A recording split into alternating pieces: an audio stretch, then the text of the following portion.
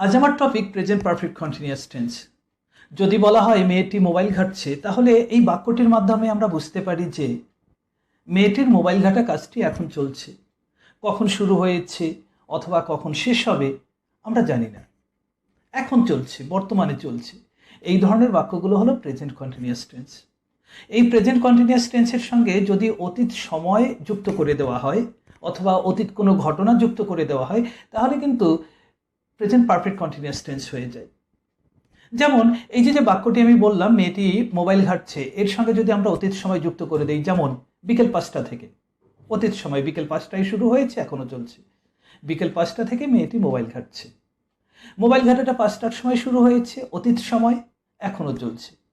শুধুমাত্র এই বিকেল 5টা থেকে নয়, এর পরিবর্তে যদি লিখি অনেকক্ষণ ধরে অথবা স্কুল থেকে আসার পর থেকে, প্রতিটি ক্ষেত্রেই কিন্তু প্রেজেন্ট পারফেক্ট কন্টিনিউয়াস টেন্স হবে। কেন? কারণ প্রতিটি ক্ষেত্রেই অতীত সময়ে শুরু হয়ে এখনো চলছে বোঝাবে। এই ধরনের প্রেজেন্ট পারফেক্ট কন্টিনিউয়াস টেন্সের বর্ণনামূলক বাক্য গঠন করার জন্য সাধারণত আমরা যে প্যাটার্নটা ফলো করতে পারি, সেই প্যাটার্নটা একটু দেখে নাও। প্রথমেই যার সম্পর্কে বলা হলো আমরা তাকে ব্যবহার করি, তাকে লিখি।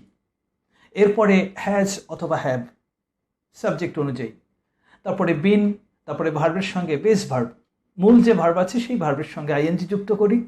তারপরে কি, কাকে, কোথায়, তারপর ফর অথবা সিন্স লিখে আমরা সময়টা লিখি অথবা ঘটনাটা লিখি।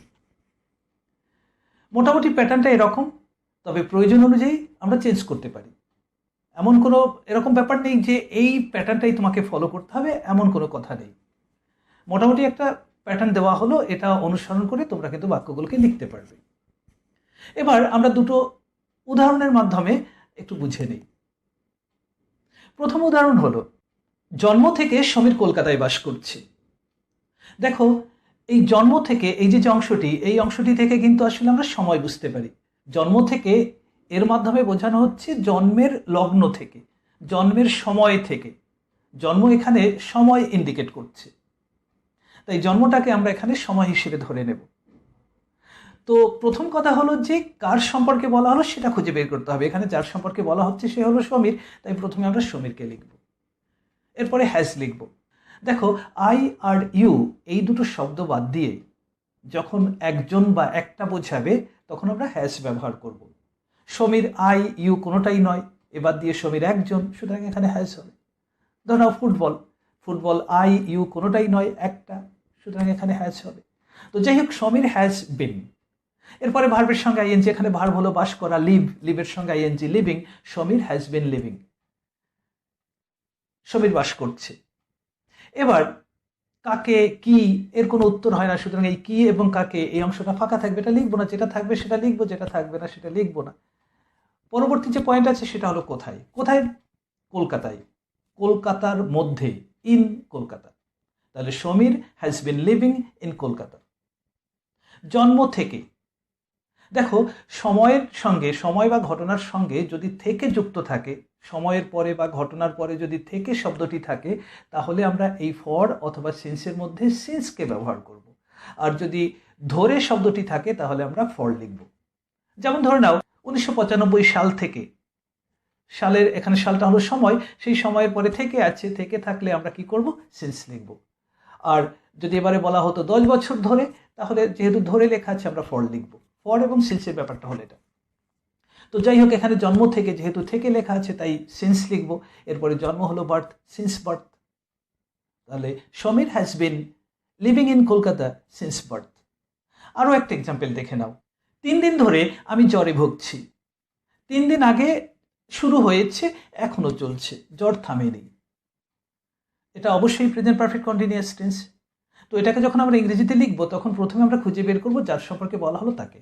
এখানে কার সম্পর্কে বলা হয়েছে? আমির সম্পর্কে বলা হয়েছে, সুতরাং প্রথমে আই লিখবো। আই এর ক্ষেত্রে হ্যাভ হয়, আই হ্যাভ বিন।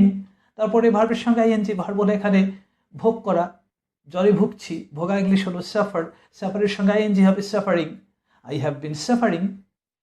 এবার জ্বরে ভুগছি, from fever, I have been suffering from fever. 3 দিন ধরে, দেখো এখানে কিন্তু ধরে লেখা আছে, ধরে থাকলে আমি বলেছি ফর হবে, ফর 3 days। 3 দিন ধরে, ফর 3 days। দেখো এই ধরনের বাক্যগুলোকে যদি আমরা নাবাচক করার চেষ্টা করি তাহলে ওই হ্যাভ হ্যাজের পরে আমরা যদি নট কথাটি ব্যবহার করি তাহলে কিন্তু নাবাচক হয়ে যাবে।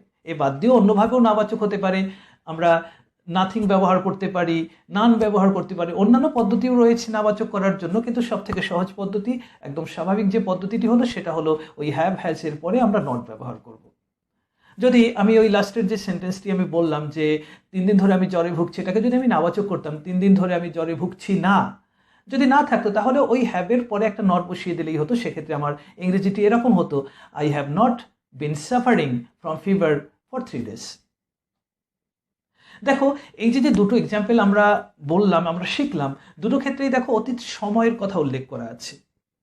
কিন্তু যদি অতীত ঘটনার কথা উল্লেখ করা থাকে তাহলে কি করব? যখন ঘটনা প্রকাশ করা হবে, সময়ের পরিবর্তে যখন ঘটনার কথা, অতীত ঘটনার কথা বলা হবে, তখন আমরা সিন্স ব্যবহার করব, ফর ব্যবহার করব না, এবং তারপরে সাবজেক্ট লিখব। ওই ঘটনার মধ্যে যে সাবজেক্টটা আছে সেটাকে খুঁজে বের করে লিখব, তারপরে ভার্বের সেকেন্ড ফর্ম লিখে পরপর লিখে যাব। যেমন একটা এক্সাম্পল দেখো, বর্ষা আসার পর থেকে গাছটা দ্রুত বৃদ্ধি পাচ্ছে। এই যে বাক্যটি আমরা এখানে বললাম, দেখো এখানে কিন্তু অতীত সময়ের কথা বলা হয়নি, অতীত একটা ঘটনা আছে, সেটা হলো বর্ষা এসেছে। বর্ষা এসেছিল, সেই সময় থেকে গাছটার বৃদ্ধি দ্রুত ঘটতে শুরু করেছে এবং সেটা চলছে।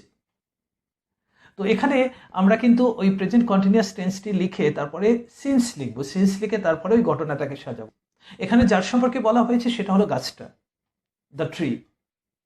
দ্য ট্রি একটা গাছ, সুতরাং আমরা এখানে হ্যাজ লিখবো, the tree has. The tree একটা, আই ইউ নয়, সুতরাং এখানে হ্যাজ হবে, the tree has been growing. ভার্বের সঙ্গে আইএনজি, বৃদ্ধি পাওয়া, গ্রো, তার সঙ্গে ING. The tree has been growing rapidly, দ্রুত বৃদ্ধি পাচ্ছে। সিন্স, যেহেতু ঘটনা আমি বললাম, ঘটনার ক্ষেত্রে সিন্স লিখতে হবে, সিন্স এরপরে যে অংশটা আছে, যে ঘটনাটা আছে, সেটা হলো বর্ষা এসেছিল। এখানে সাবজেক্ট হলো বর্ষা, দ্য রেইনস। এরপরে ভার্ব হলো আসা, কাম, ওটাকে সেকেন্ড ফর্মে লিখতে হবে, পাস্টে লিখতে হবে, কেম। সিন্স দ্য রেইনস কেম। দেখো সবসময় যে সময় ব্যবহার করতে হবে এমন কোনো কথা নেই, সময় বাদ দিয়েও কিন্তু আমরা এটা লিখতে পারি। মানে সিন্স এবং ফরের আগেই কিন্তু আমরা প্রেজেন্ট পারফেক্ট কন্টিনিউয়াস টেন্সটাকে শেষ করে দিতে পারি। সবসময় টাইম ব্যবহার করতেই হবে এমন কোনো কথা নেই। আবার সবসময় যে ফর এবং সিন্স ব্যবহার করতে হবে এমনও কোনো কথা নেই। যেমন আমরা রিসেন্টলি, লেটলি ইত্যাদি ব্যবহার করতে পারি, of late, now it is. যেমন এই বাক্যটি খেয়াল করো, আজকাল সে সবজি বিক্রি করছে। দেখো এখানে ধরে বা থেকে দিয়ে কোনো শব্দকে যুক্ত করা হয়নি, কোনো ঘটনা ওইভাবে আলাদা কোনো ঘটনার পরে শুরু হয়ে চলছে এরকমও নয়, এগুলো প্রেজেন্ট পারফেক্ট কন্টিনিউয়াস টেন্স। তো আজকাল মানে হলো নাও ইট ইজ। অফ লেট ব্যবহার করা যায়, রিসেন্টলি ব্যবহার করলেও হয়, লেটলি ব্যবহার করলেও হয়, কোনো অসুবিধা নেই। তাহলে এখানে দেখো যার সম্পর্কে বলা হলো সে হলো সে, হি হ্যাজ বিন। ভার্বের সঙ্গে এনজি, বিক্রি করছে, selling, he has been selling vegetables now it is. এবার নাও ইট ইজ আমরা শেষে রাখতে পারি, শুরুতেও রাখতে পারি, শুরুতে রাখলে ভালো লাগে। Now it is he has been selling vegetables. Of late he has been selling vegetables, recently he has been selling vegetables, এগুলো হবে। এভাবেও আমরা প্রেজেন্ট পারফেক্ট কন্টিনিউয়াস টেন্স করতে পারি। আর একটা ব্যাপার দেখো, যখন আমরা অ্যাডভার্ব ব্যবহার করি তখন কিন্তু ওই অ্যাডভার্বটাকে নাবাচকের নট যেমন আমরা হ্যাভ হ্যাজের পরে ব্যবহার করি, ওই হ্যাভ হ্যাজের পরে আমরা অ্যাডভার্বটাকে ব্যবহার করতে পারি। যেমন ধরে নাও অনলি, অনলিটাকে আমি এখানে অ্যাডভার্ব করে ব্যবহার করে দেখাচ্ছি। He has only been selling vegetables now it is. আজকাল সে শুধুমাত্র ভেজিটেবল বিক্রি করছে, অন্য কিছু করছে না। এই অনলিটাকে দেখো এখানে আমরা অ্যাডভার্ব হিসেবে ব্যবহার করলাম, ওই ঠিক নট যেখানে ব্যবহার করি ওখানেই আমরা করলাম। এই হলো প্রেজেন্ট পারফেক্ট কন্টিনিউয়াস টেন্স। এভাবে আমরা এটাকে খুব সহজেই করতে পারি। নিয়মটা বললাম, নিয়মটা একটু মাথায় রাখার চেষ্টা করো। পরবর্তী যে ভিডিওগুলো আমি এই টেন্সের উপরে বানাবো সেটা থাকবে এর প্রশ্নবোধক বাক্য গঠন করা এবং কিভাবে একে আমরা প্যাসিভে লিখতে পারি সেটাও আমরা শিখবো পরবর্তী ভিডিওতে। তো আজকে এতক্ষণ ধরে আমার সঙ্গে থাকার জন্য আমি তোমাদের কাছে আন্তরিকভাবে কৃতজ্ঞ। সুস্থ থেকো, ভালো থেকো।